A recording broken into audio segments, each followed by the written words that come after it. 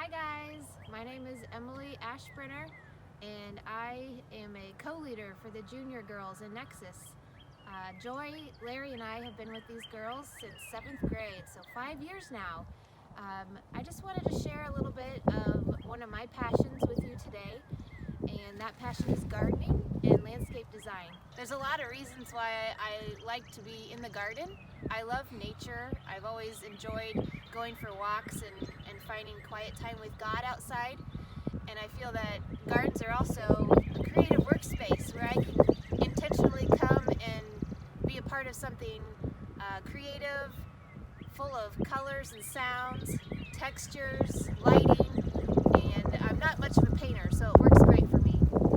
Today I'll bring you into our garden and just explain a little bit about what it takes to plan one.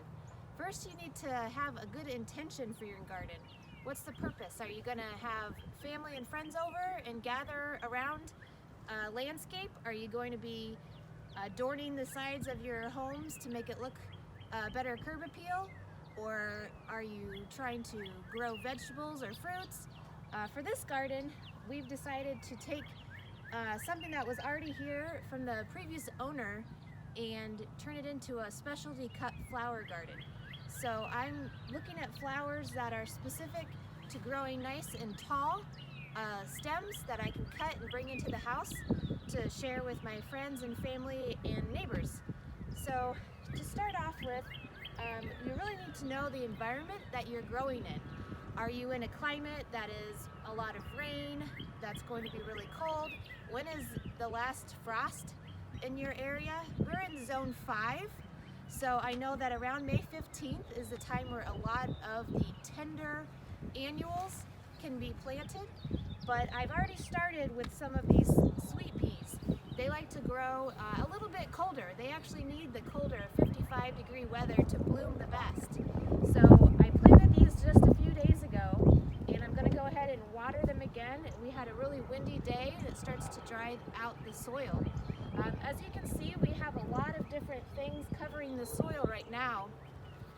You have to know a lot more about your soil. Do you have clay or sand? And how much sun are you going to be getting on your plants as well? This specific garden has about half of it is going to be part shade.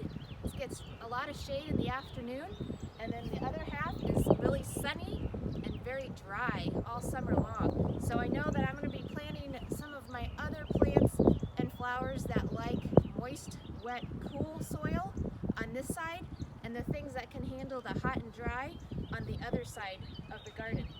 And then the third thing that you need to know is then which plants are you going to use for your environment? Can you use those hot, dry plants where you live, or are you looking for something that can handle the cooler parts of the springtime? I try to get a little bit of everything to cover from May all the way until October when we have our first frost of the fall time. So, and as well as after you plant your plants, trees, or shrubs, whatever garden you're trying to make, you also need to maintain it. So here I am, I'll just be doing some quick watering. As you can see, I put a weed barrier around the sweet peas, and that's to hopefully not have so much to be doing this summer with pulling the weeds and maintaining of this area. These sweet peas can grow up to 5 to 6 foot tall. I don't have that much here for ours to grow, but I'm also not expecting to have the super growers as some other flower farmers can create.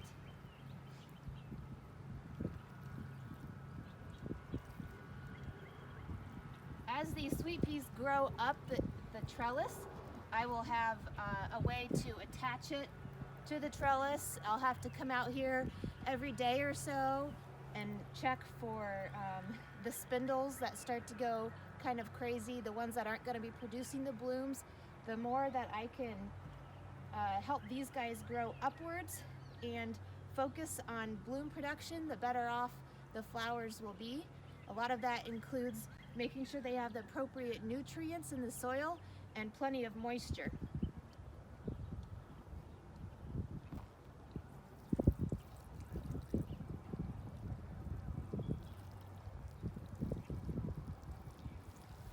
Now the rest of this garden, as you can see, has a lot of plastic. It doesn't look so pretty yet.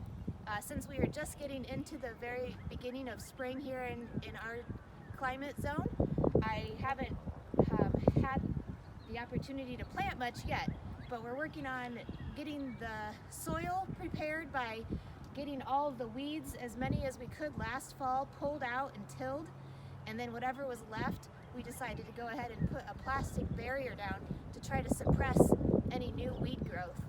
And so here in the next few weeks, I'll be taking off the plastic a section at a time, just as I can, as my time and schedule allows me. And I will start to prepare each of the flower beds with more nutrients, which I can get from things like the composted manure, as well as adding all-purpose garden soil, just to help amend this hard clay that we're trying to grow in. And yeah, hopefully we'll have some beautiful blooms this summer. One of the things that I've learned about marriage is that it takes hard work. Just like a garden takes a lot of work, and there's a lot of weeds that get into the garden. You got to take care of them and maintain it to have the beauty that you're going for. And just like that, a marriage has weeds, but these weeds are things like selfishness and control, unforgiveness and pride, the things that start to grow in our hearts and affect the relationship. And these type of weeds, I've learned, I can't get rid of on my own.